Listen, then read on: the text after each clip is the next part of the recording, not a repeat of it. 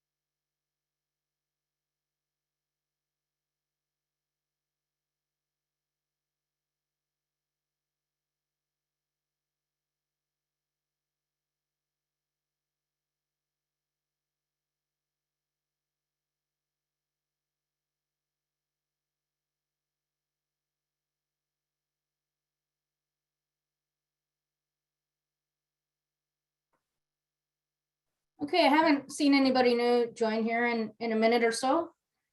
So I'll just go ahead and get started. Super big welcome to everybody. Thank you for joining us. I'll begin with our Zoom meet, call logistics and ground rules. So this is probably old hat to many of us, but you can turn your camera on and mute or unmute yourself through the control panel at the bottom of your screen.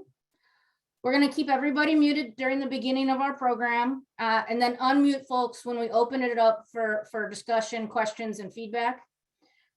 Callers can unmute themselves by pressing *6 on their phones.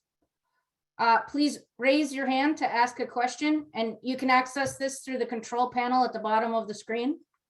You can also raise your hand by hovering over your face or name on the list of participants. And callers can raise their hand by pressing *9. Please do be respectful of others. Keep your phone muted when you're not speaking. Be tough on issues and questions, but please don't be tough on people or organizations. Please don't make any personal attacks, insults, or threats, and make sure you're listening when others are speaking. And do try to speak and act professionally, so no offensive, disrespectful, or derogatory language, including profanity. And allow for a balance of speaking time so everybody can have a chance at the table. If you have any technical issues during our call, use the chat button and we'll help you through those. Please don't use the chat for questions or comments because we are going to take those live and we are recording this meeting. Okay, next slide, please. So again, welcome everybody. We're here this evening as part of our 2022 North of Falcon process to focus on Willapa Bay fishery proposals. We have handouts for tonight's meeting posted on our website, and we will refer to these materials tonight as we move through the meeting. Next slide, please. The first section of our evening tonight, before we get into the actual model fisheries proposals, is likely going to be a review for most of those who have been attending our public meetings all along. But we're going to start here with the general description of the North of Falcon process. We first forecast the abundances of each stock. From there, we determine if there is a harvestable surplus. And once we've determined what that surplus is, if any, we'll model the fisheries to determine which stocks may be constraining, and we predict what we could catch under different fishing scenarios. So this is sort of an iterative process between 3 and 4, and that's where we're currently at. And then we'll negotiate with our tribal co-managers if necessary and with other states for the sharing of stock allocations. Next slide, please. All right, here's the remainder of the schedule of events for the rest of our 2022 North of Falcon season. We're here tonight, April 5th, to go over proposed fishing models and continue the discussion about our fisheries in Willapa Bay. Tomorrow, we'll have a public meeting to further discuss fishery proposals focusing on Grace Harbor before the second and final Pacific Fishery Management Council meeting that's going to occur from April 6th to the 13th. Links on this page are clickable, and the entire schedule is available at the link at the bottom of the slide. Next slide, please. So earlier this month, the Pacific Fishery Management Council set our ocean alternatives for this year, and they are here listed in the table for both Chinook and Coho. This year, because Coho forecasts are up considerably from last year, we have an intact fishery in the low option as opposed to last year in 2021. Next slide, please. This slide shows a figure of the marine area annual ocean quotas from 2003 to 2021. The black dots and black lines represent non-treaty quotas, and gray dots and gray lines represent our treaty quotas. You can see the trends for Chinook on your left and for Coho on the right. So we do need to account for these fisheries as we model and contemplate our terminal area fisheries. Next slide, please. So our 2022 management objectives for Chinook and Willapa Bay come from guidance provided last year from the Fish and Wildlife Commission, and that was renewed this year by the Commission on February 18th. Our Chinook impact rate in the Nacelle and Willapa rivers are not to exceed 20%. Commercial fisheries will not have time and area restrictions south of 2T, but will not start in the North Bay before September 16th. We'll determine daily limits for recreational fisheries that achieve management objectives for Chinook and Coho while providing for a season intended to provide a recreational priority for Chinook. We'll also continue the development and implementation of our test fisheries and in-season update models. And furthermore, hatchery production will be released at the facility of origin. Next slide, please. Management objectives for Coho and Chum do read straight from our Willapa Bay salmon management policy. And they're listed in priority order here.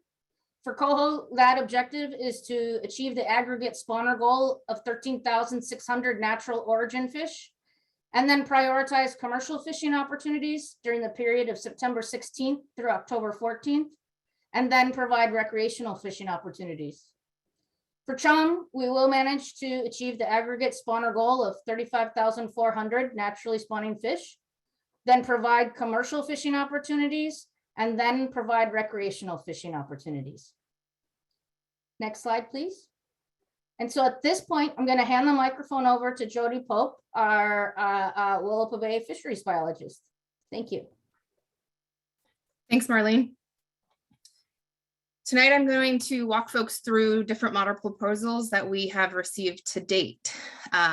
If folks remember last year, this is a new format here that we used last year. We did receive some positive feedback using this idea of visualizing proposed models. So first, I want to walk you through how the next series of slides will be laid out. First, let's take a moment to look over this map of Willapa Bay. Most of you are familiar with this, but those that aren't, please ignore the red circles for a quick second. Under the red circles, you'll notice that this map highlights the commercial areas, T, U, N, R, and M. While you do see 2K and 2P are shown, we no longer use those areas. So the proposals that you'll see tonight do not include, if it says, all areas open, it does not include 2K or 2P. This map also shows the marine areas that essentially encompass areas 2T and 2U, freshwater systems. And as we move through these models tonight, the different slides, you'll notice that the red circles, as well as the freshwater systems on the map, will pop off or pop on, indicating where fishery opportunities may exist. At the top of the page, you'll have what model and what the map reflects. If the model meets the impact rate and the escapement objectives, and those being to actively manage for 20% for Willapa and Nacelle rivers for Chinook, meeting the aggregate spawning escapement goals for both Coho with a goal of 13,600 for natural origin spawners and 17,200 naturally spawning Coho set by the PFMC, and Chum with a goal of 35,400. So now let's take a look at this model. This model is the first one that we shared with you at our March 24th meeting. It's the starting model. It's the new abundances with last year's fisheries, also referred as the NALF. Next on this slide, you can see the proposed commercial schedule and the map with the red circles that correspond to those areas. Following that is the proposed marine area fishery, followed by the proposed freshwater fishery. Since this is a model that we already walked through last week or at our last meeting, I'm not going to walk through this one. So next slide, please. This is a slide of the now fishing package. This is another example of a way to understand how the prior slide looks, but in a table format. So folks have seen this before. We shared this at our last meeting as well. And if you're part of our distribution list, you've received a copy of this for all of the proposed models that we're sharing this evening. It's on the back side of the very colorful sheet of paper that we sent out. This table highlights the fishery and their respective seasons, the daily limits, and retention of species. Next slide, please. This is our first model, Model B. This model meets the impact rate and escapement objectives for Chinook at 18.1% for Willapa River and 17.2% for Nassau River. There is an expected natural coho escapement of 16,432 and an expected chum escapement of 37,548. This proposal allows for 54 days of commercial fishing. It opens the south end of the bay to what the commission guidance has termed test fishing in August, starting in week 33. There are 6 weeks of tangle net, 11 weeks of small mesh proposed. This proposal opens area 2R in week 38. The marine area proposal is for a daily limit of 2, Chinook marked selective, and releasing unmarked Chinook. The freshwater proposal is a daily limit of 2, releasing an unmarked Chinook, and the Nassau River from Highway 4 to the hatchery closed October 15th. While this proposal does meet the harvest rates and escapement objectives, this particular model puts us closer to these objectives. It's also below our PFMC goal for naturally spawning coho of 17,200. Next slide, please. Model C. This proposal meets the impact rate and escapement objectives with 18.3% in Willapa River, 19.1% in the Nassau. The expected natural coho escapement is 16,912, and the expected chum escapement of 36,236. This proposal is no different in the commercial fishing as Model B. So it's very similar, 54 days of fishing in the south end of the bay, starting in week 33, 6 weeks of tangle net, 11 weeks of small mesh. The difference in this proposal is the marine area.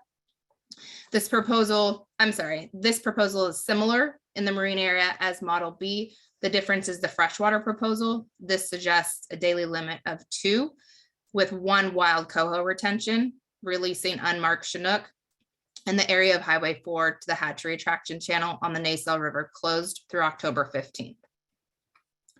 While this model does also meet the harvest rate and escapement objectives, similar to the last Model B we saw, it does put us closer to those objectives. It again is also below our PFMC goal for naturally spawning coho of 17,200. Next slide, please. Model D. This proposal meets the impact rate and escapement objectives of 6.3 on the Willapa River and 4.8 on the Nassau River. The expected natural coho escapement is 24,853 and an expected chum escapement of 38,442. This proposal suggests 24 days of tangle net fishing only, with no commercial fishing prior to September 1st and no fishing in commercial area 2R. The marine proposal suggests a daily limit of 2, Chinook and coho marked selective starting August 1st, releasing unmarked Chinook and unmarked coho. The freshwater proposal suggests a daily limit of 2 and a daily limit of 3 in the North Nema, releasing unmarked Chinook and unmarked coho. This proposal also opens the area of Highway 4 to the hatchery attraction channel on August 1st. This model proposal does meet all the management objectives and gives us the greatest confidence that we protect our wild coho escapement while providing maximum time on the water for the marine and freshwater. However, this proposal does limit the commercial fishery and the guidance provided by the commission to provide a test fishery in the south end of the bay in August. Next slide, please. At this time, it concludes our presentation of the models that we've received to date. I did want to mention that we're still watching the Thule numbers coming out of the Columbia to determine what the status of the Willapa Bay control zone will be. So we're hopeful in the next couple of weeks, we should have a better understanding of where we stand on that issue. At this time, I'd just like to open it up to folks and remind them that, you know, we still have time to receive proposals on the 2 links listed on your screen right now. And tonight, we want to hear from you, take your questions and provide feedback. Thank you. It looks like we have our first hand. Eric, you can now unmute yourself. Hello, can you hear me? Yeah, we can hear you. Okay, thanks for taking my call. I wanted to, looking at the models you just offered, I wanted to put forth a vote for Model C. And I have kind of a attached question with that. In your NALF model at the beginning, you had all the non-hatchery enhanced rivers closed. Are you planning on continuing that into the indefinite future? And I ask that because North River has traditionally been an open coho fishery. There's an active local popular little fishery with that, and we'd really love to see that opportunity still exist. Model C, you've got a 1 wild retention on coho allowed, and I was wondering if that would include North River. Thanks for your question, Eric. In Model C, the proposal is to have all systems open. So that would include North River in that particular model. Okay, I would put forth my vote for Model C, even with a 1 fish retention. I'd be fine with that, but just the opportunity, I'd really appreciate it. Thanks. Okay. And our next hand is from Norm. I have allowed you to unmute yourself. Hi, can you hear me? Yeah, we can hear you. Yeah, Jody, control zone question. I know that I think the Northern Fishery inputs came in this past week. And I think they impacted the Thule numbers. Is that what's driving our hesitation about the control zone? You want me to take this one, Jody? Yes, please. Thanks for the question, Norm. So they did come in. I think there was a little bit of an effect, but I don't remember exactly what that was. And I don't think Derek's with us tonight, our lead modeler. I think as we're thinking about these, Norm, there's still the Thule question is a very dynamic question right now. There's a number of things that are driving fisheries south of Falcon, particularly around the Klamath stocks and some exploitation rates that NOAA Fisheries is holding California and Oregon fisheries.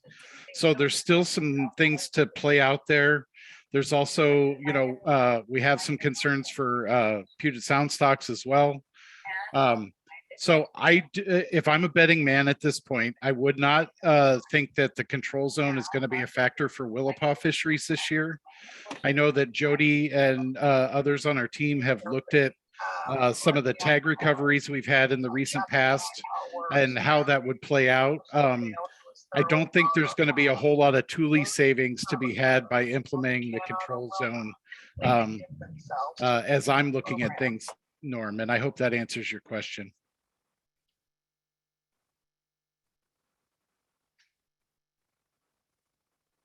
I don't know if Norm muted himself or what happened there, but I hope I got Norm's question. Sure. Well, yeah, you did. Okay. Just a follow-up.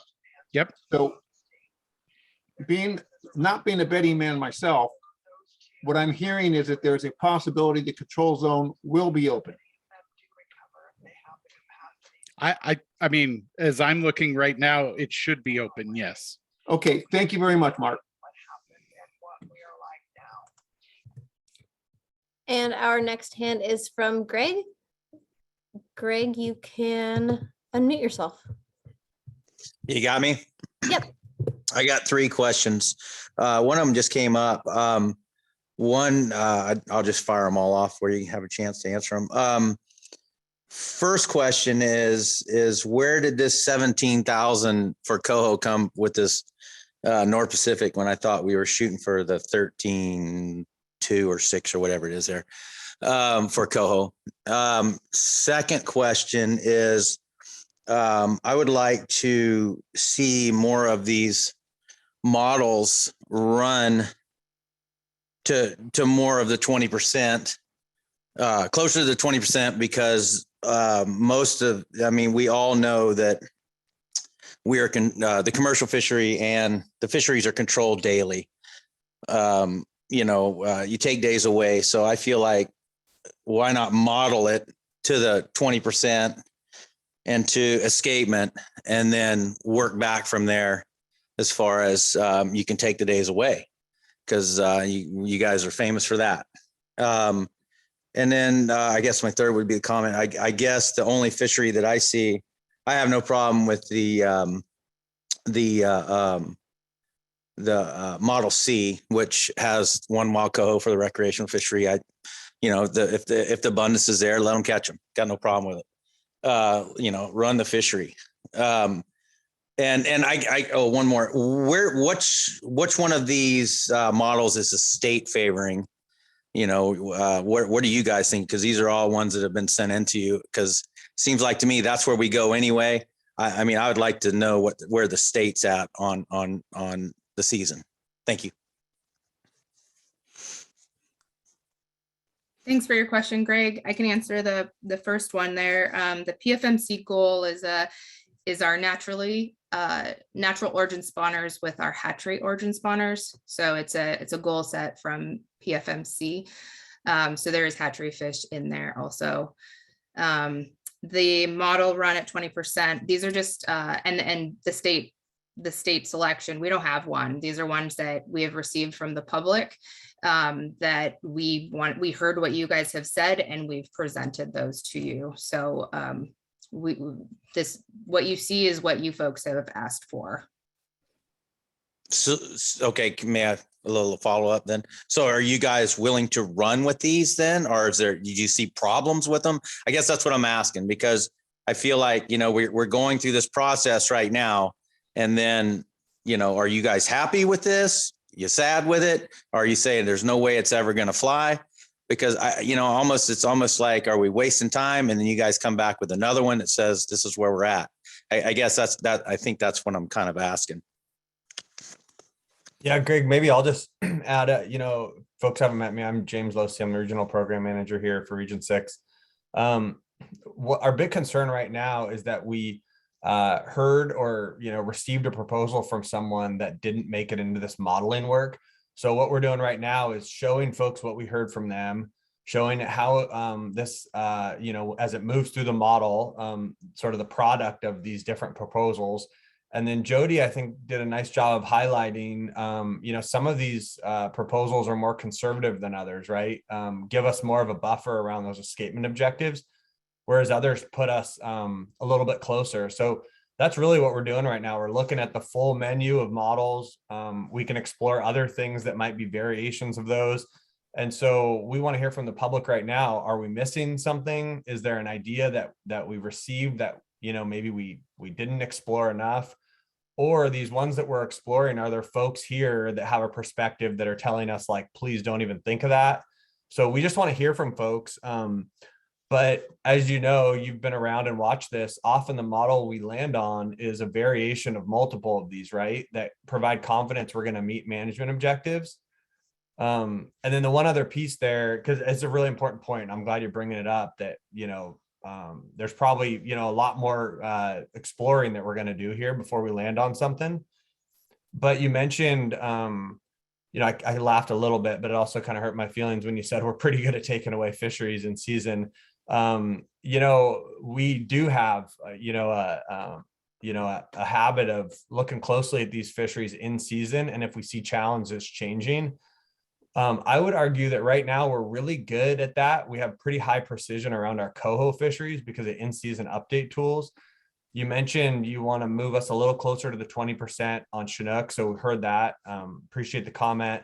Chinook's more challenging because we're trying to develop those in-season update tools right now. Not to say that that's not a meaningful proposal, just so that's kind of what we're thinking about right now at this stage. So I hope that's helpful. Yeah, thank you. And I hope I'm not going over my time, but that's my point is I wasn't meaning to be disrespectful, but what I'm saying is you guys are good at closing the fisheries when you feel like you need to. So that's why I'm saying it's better to have the days modeled and almost take them away than it is to not model them at all, because we tend to never add days. So that's what I'm saying with that. It wasn't to offend anybody. It didn't. Yeah, I was kind of teasing there, but no, thanks Okay. for the comments, Greg. Appreciate it.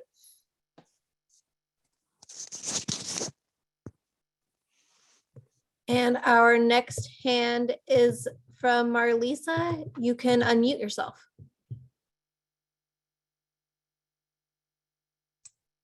Good evening, everyone.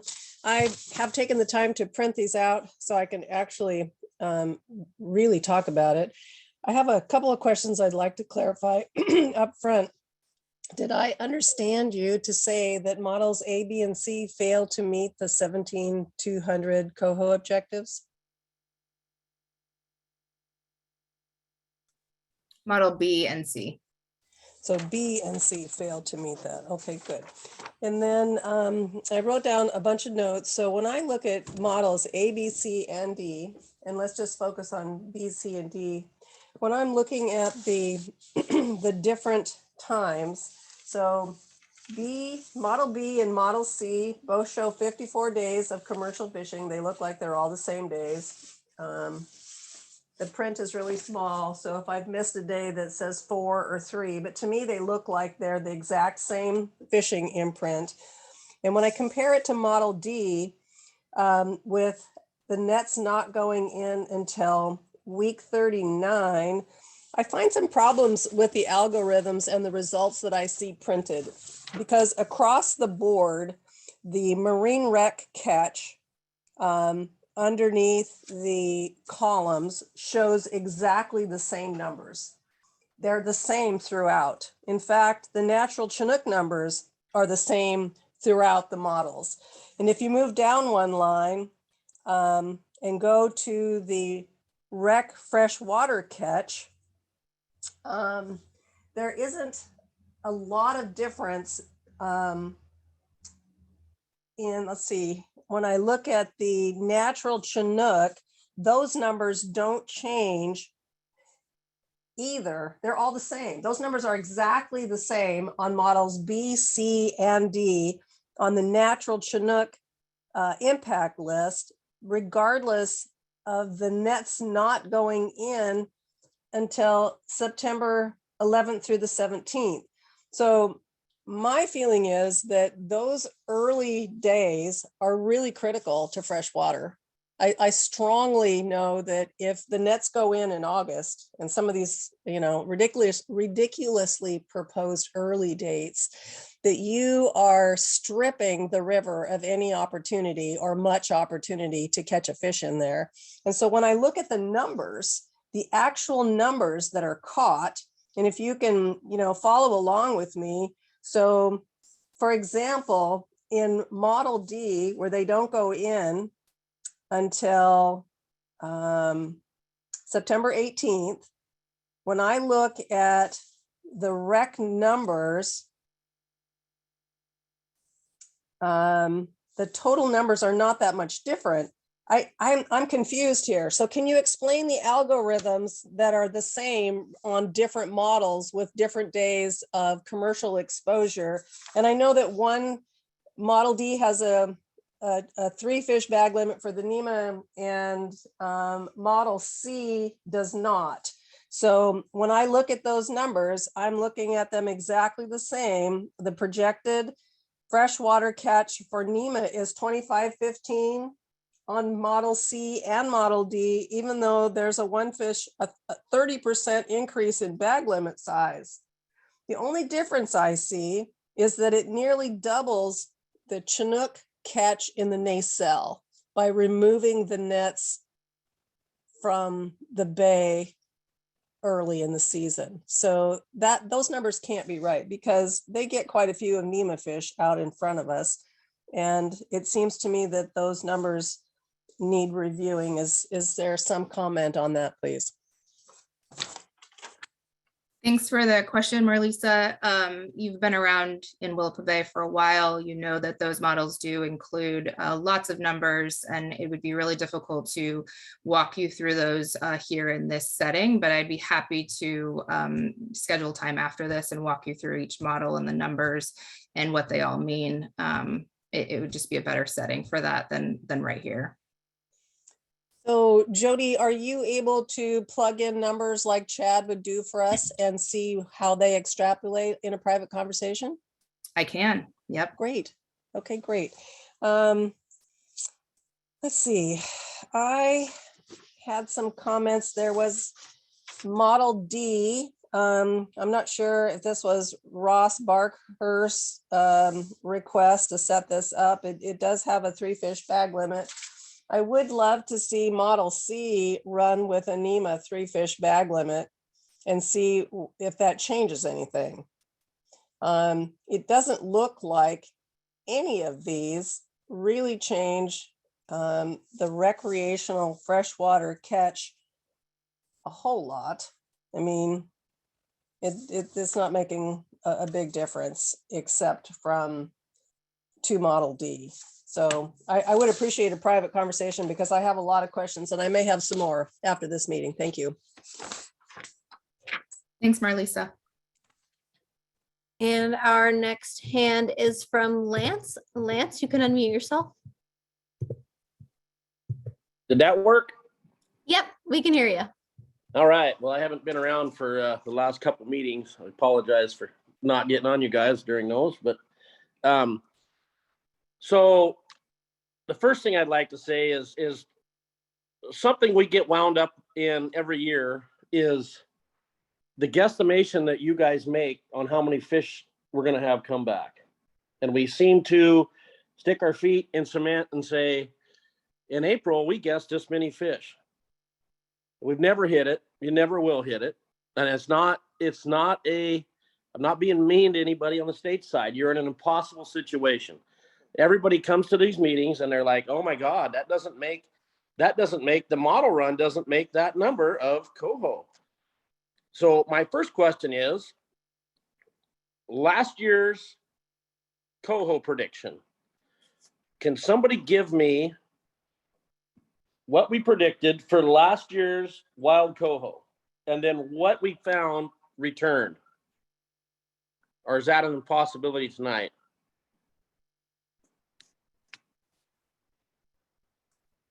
It is a possibility. It just may take us a bit from some staff. Okay, I'll leave you on that. I'll go to a different one. Okay. So one of my things that I've harped on for years is exactly what we were talking about earlier when Greg was talking, was using the commercial fishery to help determine how many fish we have. When we go fishing indiscriminately, we catch whatever we catch. And what happens to us, as it happened last year in our fishery, once again, we catch more than what the model says we're supposed to catch. And there's an immediate panic button that gets pushed. If we go back and look at last year's fishery, we took away days in the late November season because we saw more coho, natural coho being caught in our fishery than the model said we would catch. And when you come back with those numbers, I believe you're going to say, we way underestimated what that run was. But instead of having some confidence and feeling like I'm managing the fishery, we just shut it off. We did the exact same thing with dogs. We predicted which we actually predicted a much bigger run in our first meeting. And then a couple meetings later, it went way down. But we predicted a run size and we predicted a catch size for the commercial fishery. We went out and fished, and yes, we caught more than what the model said we would catch. So we instantly took the next 2 days away. And then the run comes in. We spend 2 months looking at it in the river and we go, oh my God, we could have gave you guys those 2 days. But it's a little bit late December. So somehow, I guess my second question is, I would like to know in writing from the state, I know exactly what it takes for us to lose days. For the commercial fishery to have days taken away, I know what it takes.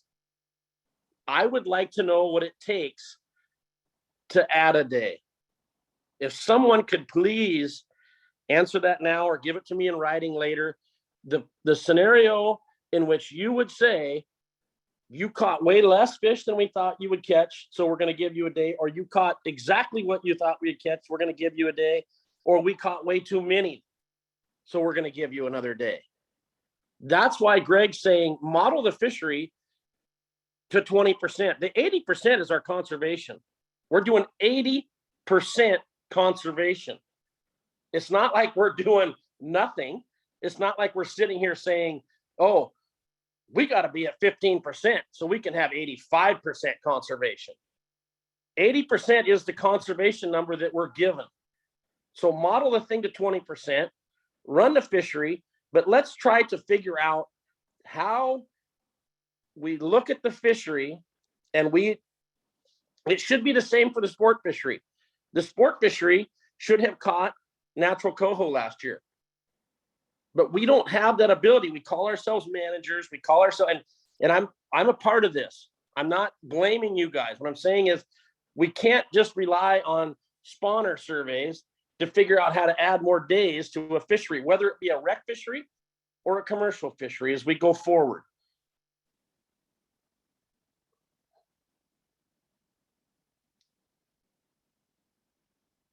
Oh, am I done?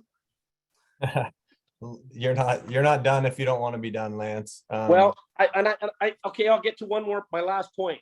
We talk about, which never went on before the policy was in. And I fished in a fishery since '84. We fished 24/7. You know all that argument. We now fishing a 5-day week, 12 hours a day. That's 60 hours. That leaves 108 hours of passage time for fish to go by in a week.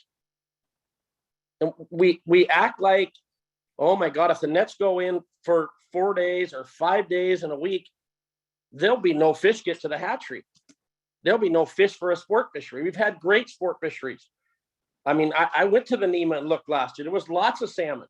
I can't help it if some of them go by in a freshet or they go by the nacelle in a freshet.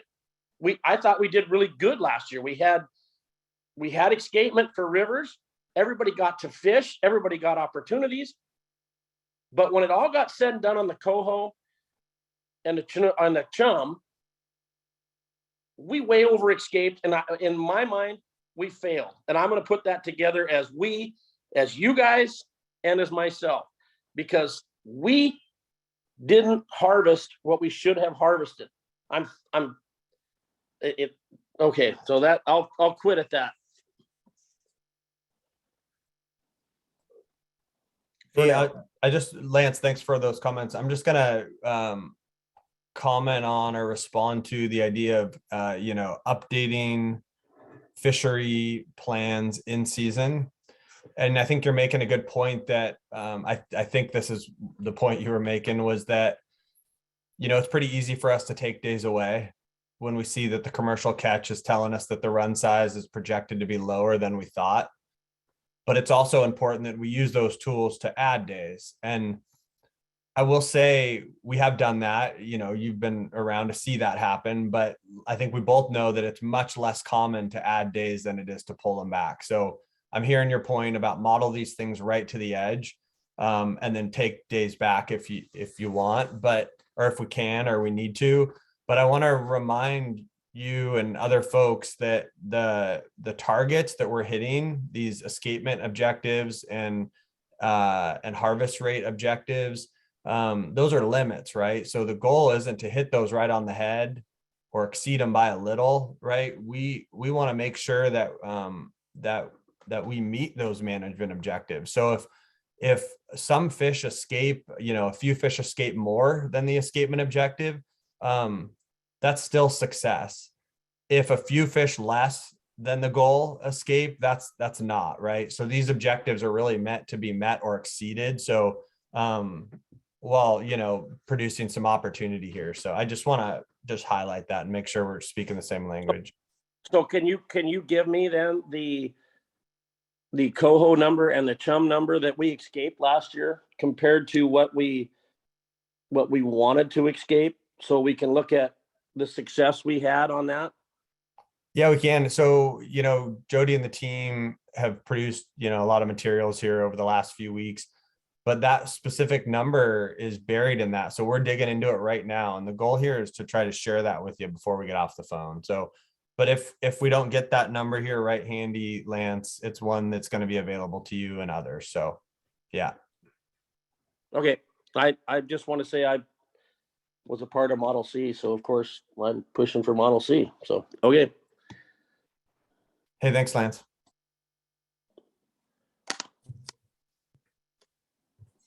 Mark, I see you had your hand up for a second. Do you still? I was just going to add to maybe more of a global coho perspective. We've had some really poor coho years since 2015, both on the coast and in Puget Sound. We've seen an uptick of coho, and especially last year, we had a lot of lower forecasts that actually turned out to be better postseason than we anticipated. And I think we're seeing that also reflected this year in some better expectations due, to good freshwater and good ocean conditions as well. So I think you're right, Lance. We have been maybe a little more conservative with coho in the recent past, but I think that's mostly because we're trying to dig out of this hole we've been in and make sure that we're setting ourselves up right going forward. So that was my only comment. Thanks. And our next hand is from a caller ending in 793. You can unmute yourself now.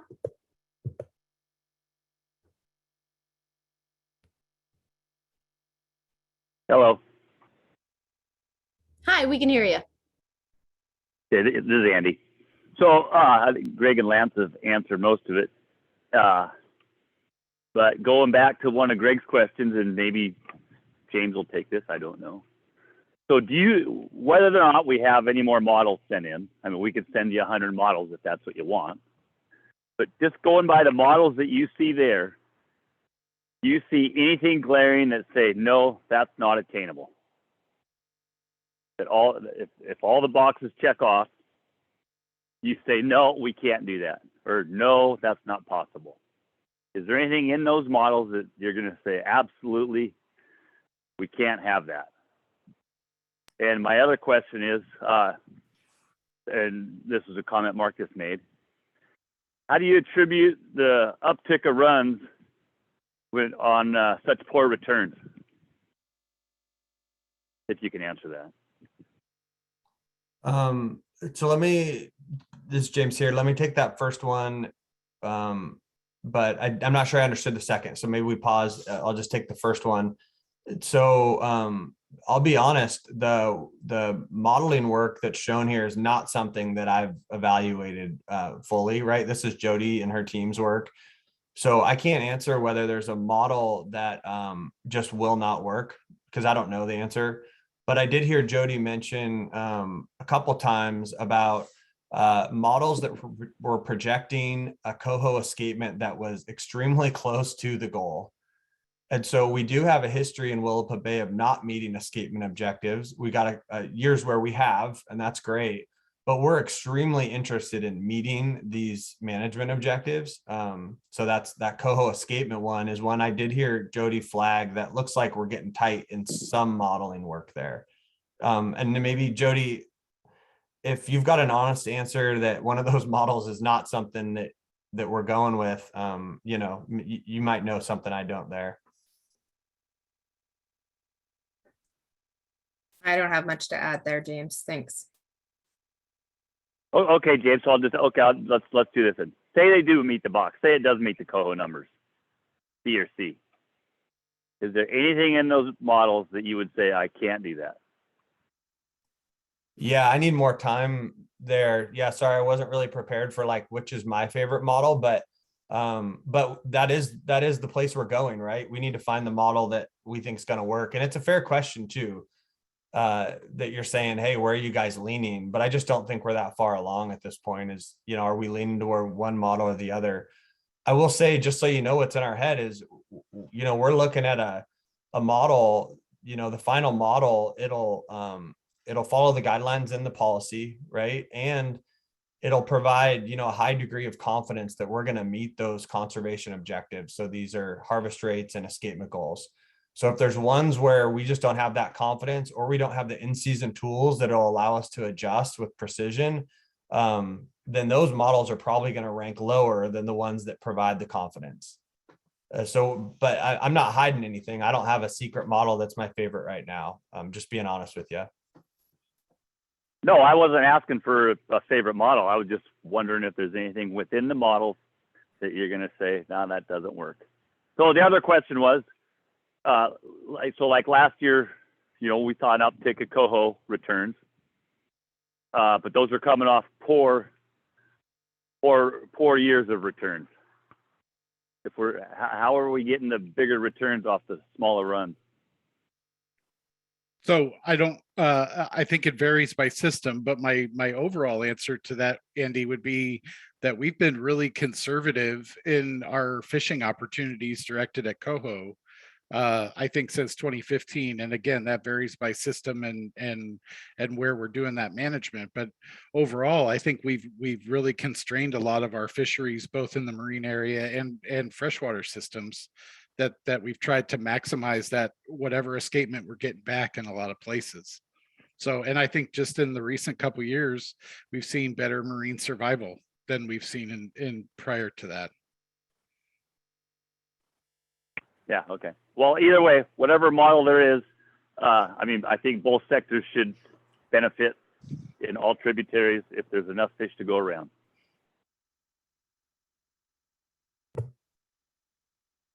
Thanks. Thank you. And our next hand is from Greg. Greg, I have made it so you can unmute yourself. Well, that was quick. Figured that'd be a little while. What is the I'm going to put you guys on the spot here for the over escapement numbers. What are you shooting for? 20%, 30% over escapement? I mean, there's got to be a number that you guys are shooting for because, you know, to make you feel good. And I'm not trying to be disrespectful or anything. I talk in simple terms. So, you know, what number makes the department feel better over the 13? Because I'm a little confused now because I thought we were shooting for a 13.6 on coho, but now we're shooting for a 17.2 or something like that.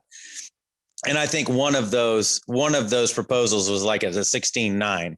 So if you're combining hatchery and wild coho, then I think you dumped quite a few last year. All it takes is one little rain event and you get 4,000 or 5,000 fish going by. So at least, but anyway, I'm not trying to be for your chum and all that. What's your percentage over your escapement that makes you feel comfortable? Yeah, Jody, you don't mind if I jump in on this one? I mean, again, this is, you know, Jody's worksheet, you know, so I don't want to dig too deep into the forecasting stuff because the Willapa Bay team is generating those. But Greg, I want you to know it's not really a gut feeling approach that we're trying to create some buffer above the escapement objective. So if it sounded like that, you know, it's really just kind of casual speak for just our track record. So we have an escapement objective for, you know, a variety of species in Willapa Bay and elsewhere. And that number, the number that we're targeting, is really based on the biology of these fish and trying to maximize productivity. So if we escape a number of fish below that escapement goal, we think that our fisheries in the future are going to perform poorly, and the species, you know, that the fisheries depend on. If we exceed the escapement objective or meet it, we think we've maximized productivity of these watersheds and the species. So that's the target to support these fisheries long-term. So we do not want to fish into that escapement objective to protect our fisheries. So when we're talking about our comfort level, you know, trying to exceed the escapement objective, we're looking at the same tools you guys have seen in these North of Falcon meetings. You can see, and it's the stuff Lance was talking about, is like, we make a forecast and then a number of fish show up. So we've got some error around these forecasts. So we can say, how close have we been in the past with these forecasts? What's our track record in meeting these escapement objectives in the past? And if it's not very good, then, you know, we have less confidence around designing a fishery right to the edge of the escapement goal. So it's not a 10 or 20 or 30% number we're looking over. You know, we're looking at models that, you know, are going to perform really well relative to our escapement goal and relative to the past work that we've done in the watershed. So I hope that's helpful. It's not like we want to put, you know, double the escapement objective. At the end of the season, we want to make sure we met or exceeded the escapement objective. Yeah, I mean, I understand. I get what you're saying, but you know, I will say, and this is commercial, recreational, everything.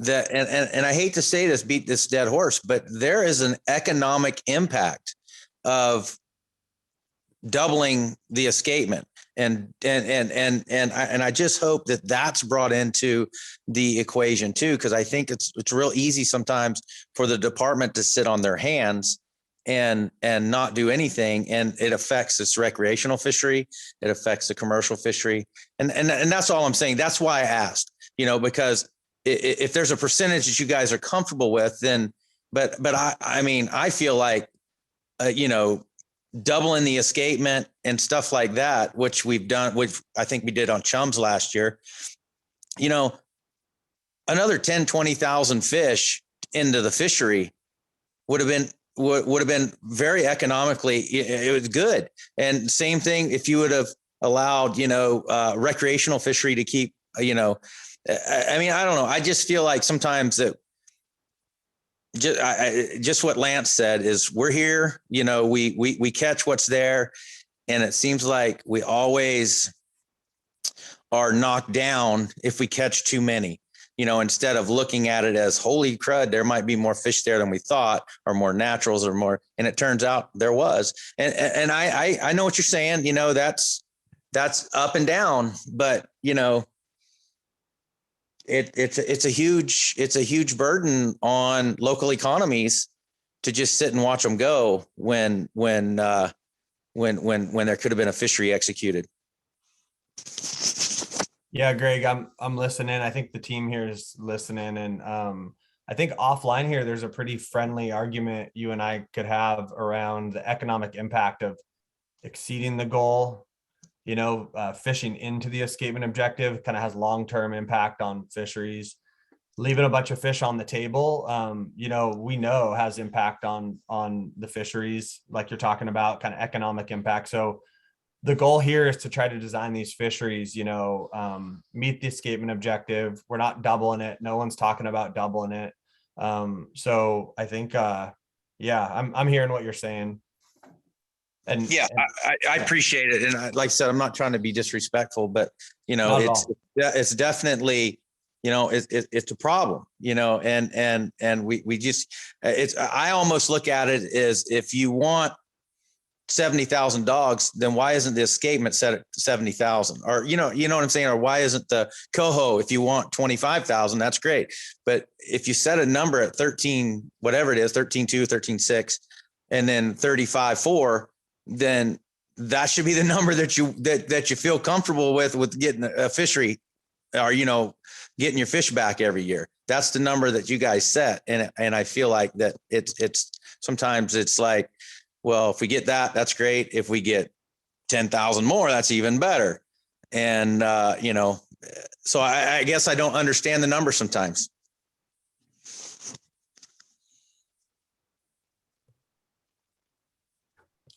Thank you, Greg.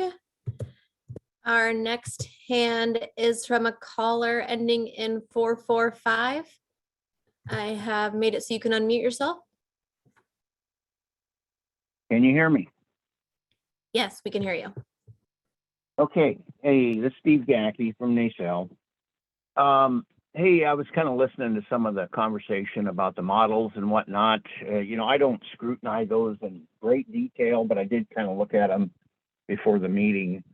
And Andy asked a question that I know it's something you can't answer, but he asked a question about whether there was anything in any one of those models that would be a showstopper. Those showstoppers, my words, but that's what he was getting at. I would hope, and I don't want an answer on now, but in your deliberation to where you finalize the actual regulations, the one showstopper would be opening up Nacelle River from the Highway 4 bridge to the hatchery. We didn't make escapement in 2020 with it closed. We barely made it last year with it closed. That section of river has to be closed until we make Chinook escapement. It has to be. So please take that into consideration. And, kind of getting back to what Norm said about the landowner issues, that's a big issue for them. It's something that you just biologically and politically, it's just something you need to do. Got a couple other things. I've talked to a number of fishers for the Nacelle over the last week since the last meeting, and I shared with them that there is an abundance of wild coho, and there appears to be some support for a one fish bag on wild coho, but that's if and only if there's a significant abundance. Mark, you kind of mentioned, how the coho has just really been through the mill, and the Nacelle's taken some major hits. We've had seasons where we didn't get to fish. We had one season where I requested selective gear rules to at least allow us to fish with a one fish bag, and that's all about protecting those wild fish and keeping that escapement high. And I just want to encourage you to continue to do that. Model B is showing a 2-fish bag for coho. Absolutely cannot accept that. Can anyone answer, is that a public model or was that a model that was presented by staff? Model B. Hey, Steve, this is Jody. All the proposals that you saw tonight were presented from the public, were received from the public. Okay. All right. That answers my concern and makes me feel better. So I hope you take, our concerns here on the Nacelle. The coho is a big deal for us, and we want to see our fishery continue. It's a great fishery. It brings a lot of people from out of town, sells lots of tags. If we don't get to fish, it kind of blows everything up. So please take that into consideration. Okay. The twitching issue, the twitching jig issue, the rule I suggested at the 24th meeting, something I'd like you guys to realize, that time of year, August, early September, enforcement's got a lot of jobs. They've got bear, deer, elk, commercial fisheries, buoy tin, and they're strapped. What you need to understand is if you implement the rule I suggested, where you ban twitching, the active twitching, you won't need enforcement. We will deal with it. We can't deal with it now because what they're doing is a recognized method. I can say the guy's snagging, but he's twitching, and it's been accepted as a legitimate way to fish. But if you institute that rule, we will. I'm telling you, there's a lot of guys on the river. It will blow those guys right out of the Nacelle. They won't be doing it, and we'll be there to help you. So please put that rule in for us. Let's see. I got one other thing. I I sent an email to Willapa Bay Willapa Bay, the Willapa Bay email, and also to James asking for the attendees for that 24th meeting. And I know you guys are booked right now, and it's not something I got to have this minute, but I would like to get that list if someone could shoot it to me at some convenient time, maybe after north of Falcon. It's I just like to know who's there, who's listening, you know, who's involved, and who's queued up as to what's being discussed. So anyway, I think that's the last. Oh, Model D showed a 3-fish bag for Coho. Can anyone substantiate the fact that there's that many fish coming back for the NEMA to allow a 3-fish bag?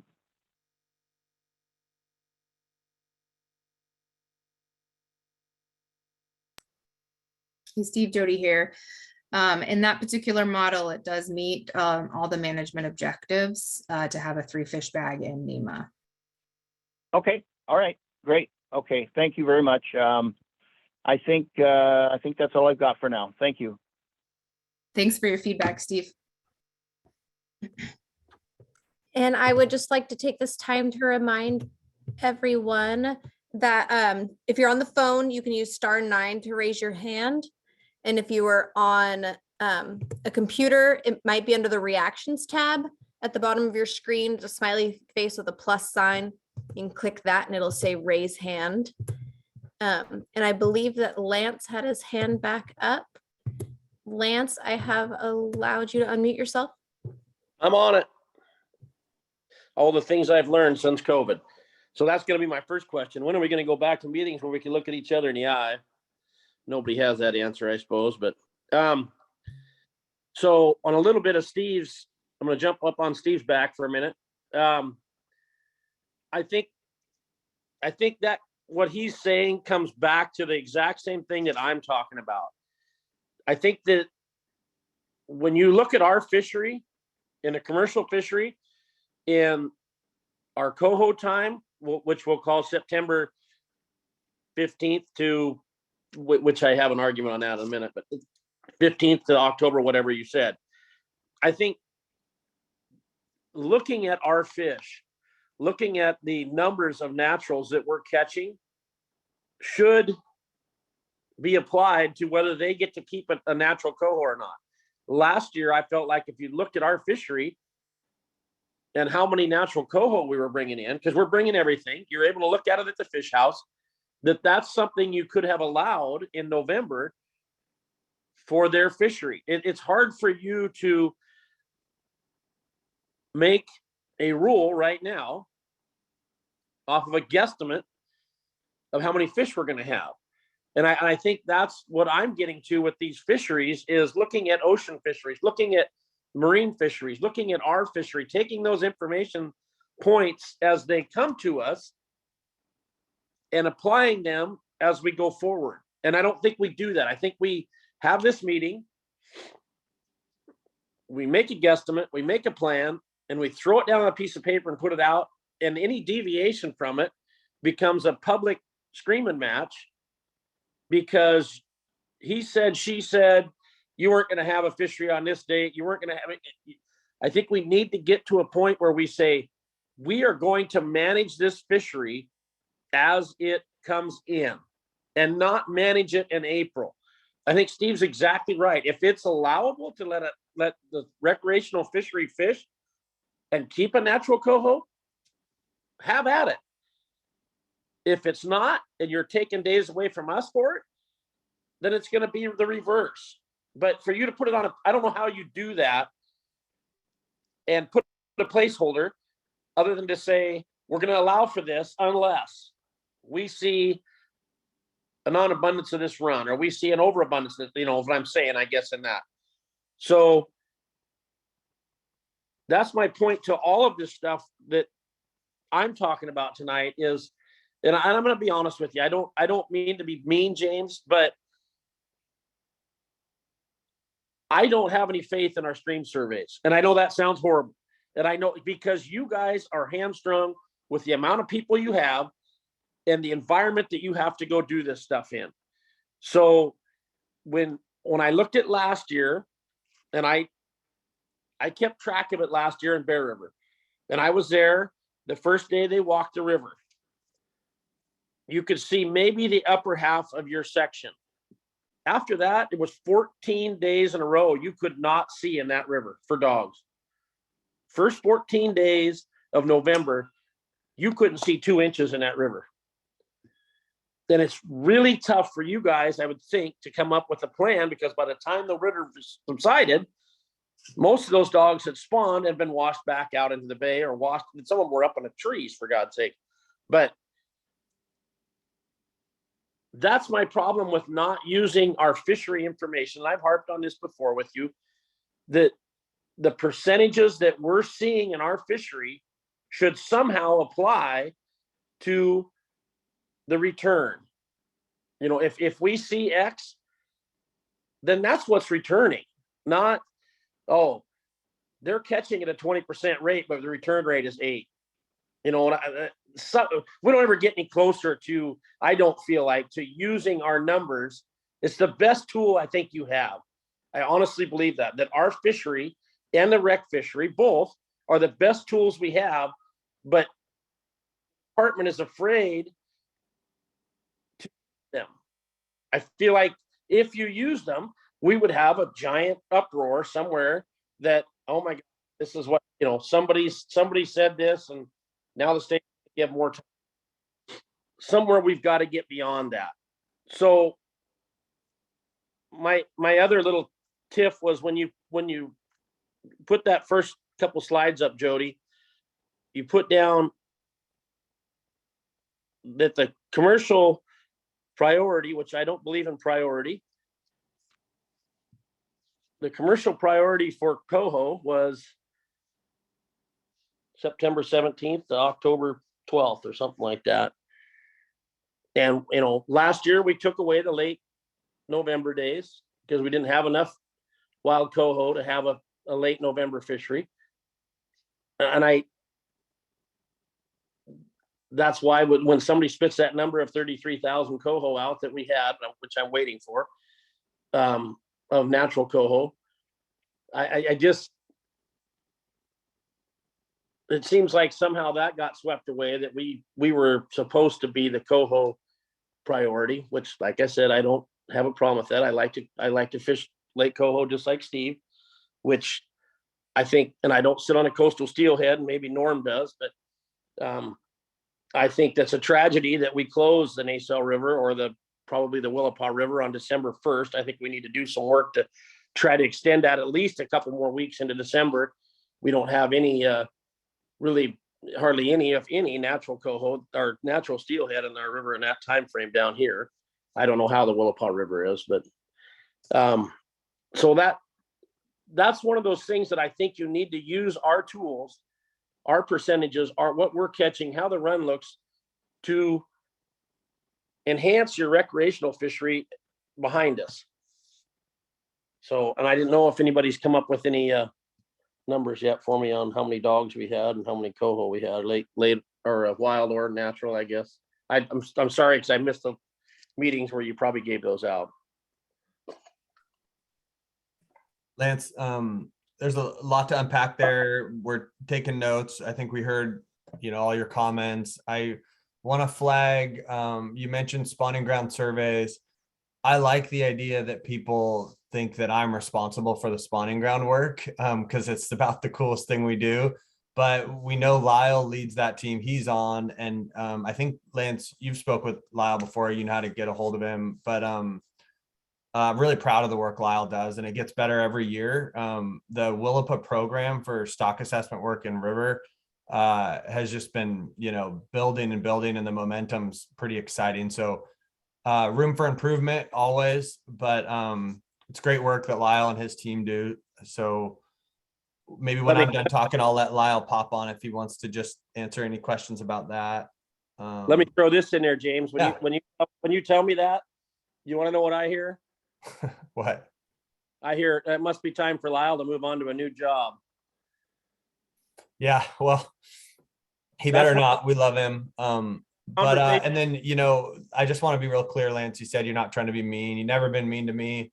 I appreciate the feedback, and I hope you don't ever, you know, become disengaged, because it's really helpful. I did want to remind folks on the line that we do use in-season update tools specifically around coho, but Lance, there's room for improvement there. We've opened and closed fisheries in recent years based on the commercial catch. And I know you know that, but we should keep building on that work. And then I'm going to just ask the team here. Well, Lyle, is there anything you wanted to add? I think you pretty well covered it, James. Other than Lance, you got my number if you want to chat about spawning ground surveys or any improvements you have. I'm happy to do so. I'm also happy to take you on a survey if you want to see what we do and see it firsthand. Yeah, I know what you do, and you and I have had that conversation. I know you guys do more than you're physically able to do, but it's just really tough in this watershed when it flushes like a toilet, like it does. And I, you know, you and I have had the conversation about what I'd like to see, and I don't think we've got the money to do that. So.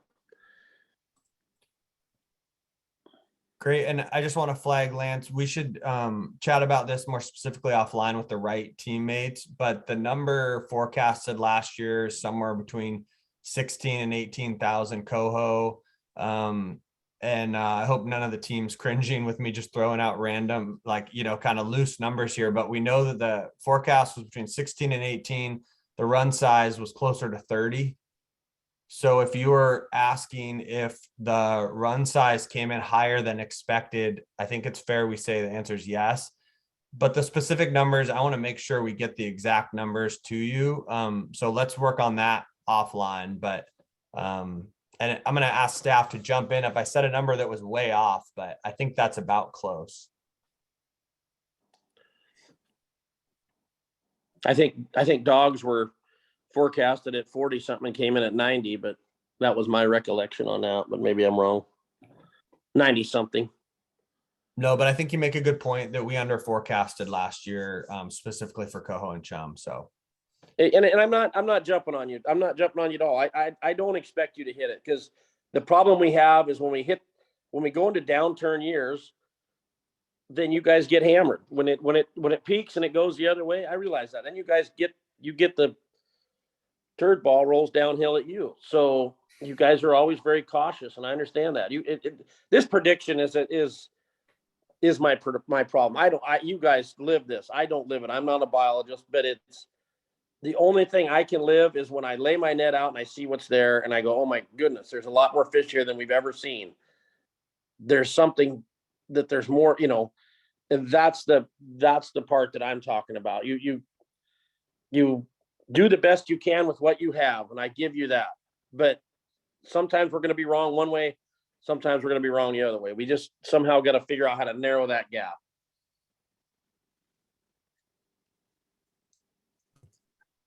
Thank you, Lance.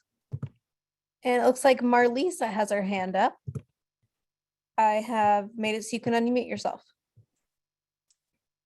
Thank you for letting me speak again. I am vigorously crunching numbers here with these models that you sent out to us. And I would like to know, Jody, if you can remodel option D and give the net some additional time in September. And looks like they have 0 days in week 38 and 0 days in week 37. Can you change model D maybe to be model E and give them 1 day in week 37 and week 38? I'd like to see if we still meet all of our objectives, since this seems to be the only model that does meet our objectives, and that would give the nets some extra time.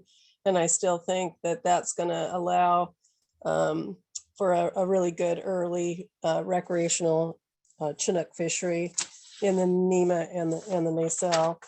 I did have some comments listening to Lance, and you know, I'd like to thank him for comments that he makes that are pertinent.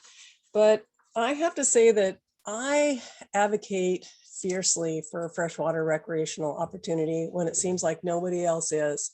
And I am greatly disturbed that the department itself allows the PFMC, the ocean fisheries, to craft a season that doesn't allow the Willapa to meet our Chinook escapement coming over the bar before we even divide a single fish.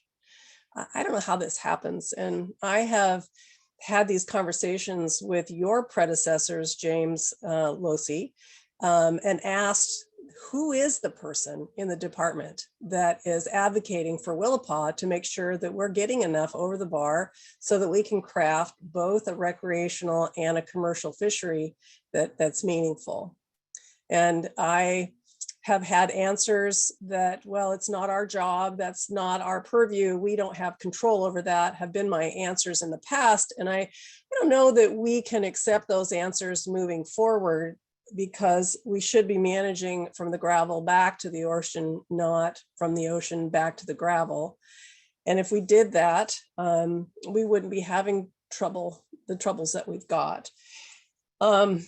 It's really important that everyone remember that we have to enhance recreational fisheries up front and early, and not do it mid-season and afterwards. We can't give the recreational opportunity additional fish to catch or other areas to go in November and December because nobody's out there.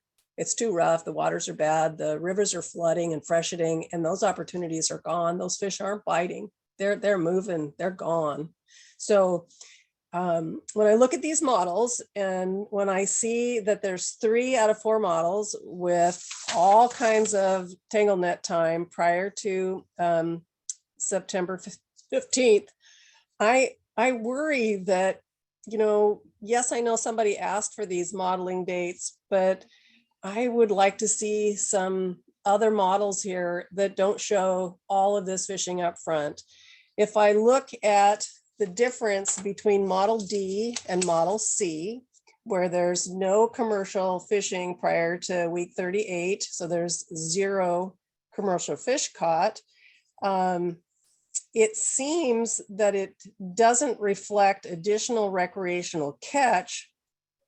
And my question is, are you assuming that these additional fish are surplus?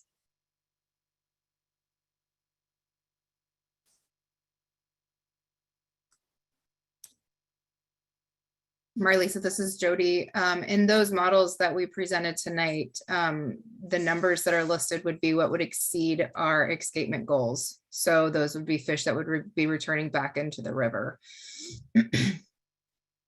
Okay, so with the models, with these numbers, it doesn't reflect additional marine catch or additional rec catch in your numbers. I don't know how that can happen. If there's no nets out there and those fish, and it is a total number of between 2,247 fish and 2,800 fish that are not caught by the nets, if they're not out there, how is it that your models don't pick that up as additional marine catch or additional freshwater catch? I think similar to what I mentioned to you in your earlier comment, it'd be great to chat offline about this so I can help you dig into it and understand the numbers a little better. Okay. I would also like to see model C, which seems to be the commercial favorite. I'd like to see this remodeled as model F, and I would like to see you remove the nets in August in the week 33 and remove the nets in week 34 with only 1 day in week 35 and 36 and no nets in week 37 and the rest to continue as you have it, and see if that doesn't change and provide some success in meeting your parameters with Coho, which is what you seem to be having trouble with. And that's all.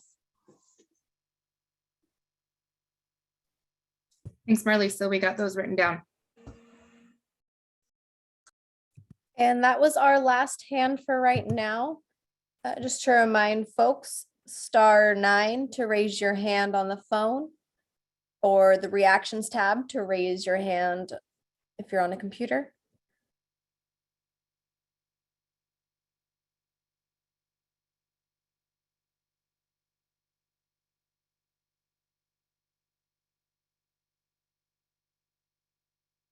It looks like we have a hand raised from Keith. Keith, I have made it so you can unmute yourself.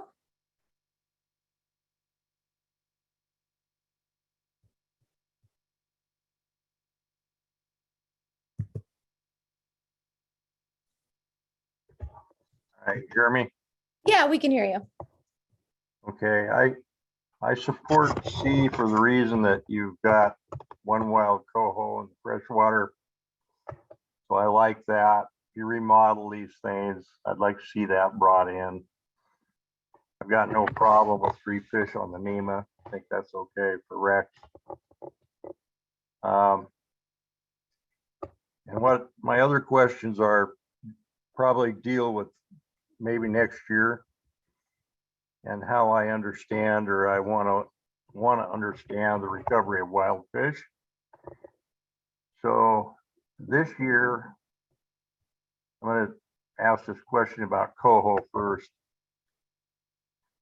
And I think I asked this question to Barb McClellan earlier, but maybe have a more defined answer right now. But I would think that the commercial fishery, the gill netters, who could keep both wild and hatchery raised coho, would be the greatest test in the world for what's coming back into the bay. And so, for instance, let's say there's 100,000 fish, I'm pulling this out of my hat, but 100,000 fish that are wild and hatchery projected, and the commercials were getting 30% wild fish. That would tell me that there's probably a 30,000 wild fish returning into the bay. Can anybody give me a quick reason why that wouldn't be? Hey Keith, James here. Yeah, this using the gillnet fishery as an in-season update tool is a great idea, and it's one we've been doing focused around coho and Willapa Bay, for the last 4 or 5 years. This tool is developed, so it's a great one. That sort of the work we're doing right now is to try to improve that same work for Chinook salmon. A lot of reasons why it's a little trickier for Chinook, but that's a really high priority for us. So I think you're highlighting a really important tool that the commercial fishery gives us there. Okay. Thanks. I've got another question of spawning ground surveys. I would think this would be high priority to determine what wild fish are returning. And for coho, there's buku streams out there. For the Chinook, it's more limited. I'm talking about outside of the hatcheries. So I've been trying to find data on spawning ground surveys. You have a site that specifies spawning ground surveys, but it is not user friendly at all. It might be to programmers, but it isn't to me. Is there a place I can go to find out what the Chinook return is on Salmon Creek up North River? Or maybe Williams Creek over on the NEMA? Is this specified somewhere that a guy can put together his own model?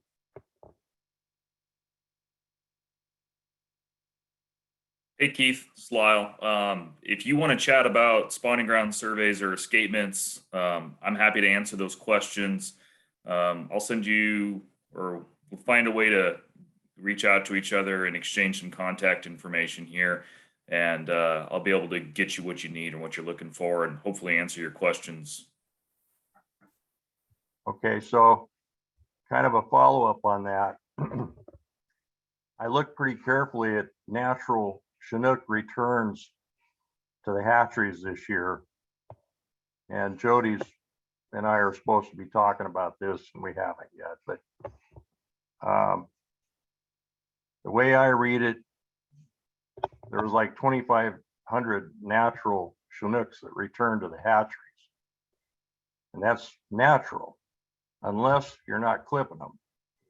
But the majority of those fish actually turned upstream. So I'd have to say they probably were natural fish. But that leaves a lot of other streams out there to pick up very few fish. So that was one question. And I followed the same logic with the coho. There's only about 2% of the fish on the 3 hatcheries that came back coho natural that were turned upstream. So that means that your projections have to be heavily weighted on spawning ground surveys. So you got any comment on that?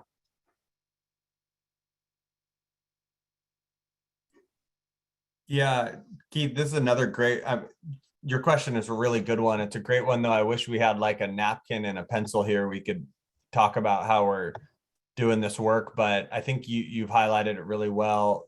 So we've got this total run size of both Chinook and coho that come back and chum. And that's comprised of the fish that are harvested and then the fish that make it back to the river. This could be the spawning ground or the hatchery. So we add up all those numbers. For some of these populations, they're heavily weighted toward the spawning ground work that Lyle leads. For other populations, you know, it's heavily weighted toward what shows up at the hatchery rack and in our fisheries, both sport and commercial. So, you know, it's just these different numbers we're adding up to get the total run size. And for wild, natural spawning fish, it's heavily weighted toward the spawning ground, like you mentioned. Okay, and then at the last meeting, yeah, you and I talked a little bit, but I'd like to see the hatchery surplus plugged into these things so that we can compare what winds up at the surplus bin. And that's my last comment. Thank you. Thanks, Keith. And that looks like our last hand for now. Just want to remind folks again, *9 to raise your hand or the reactions tab at the bottom of your screen.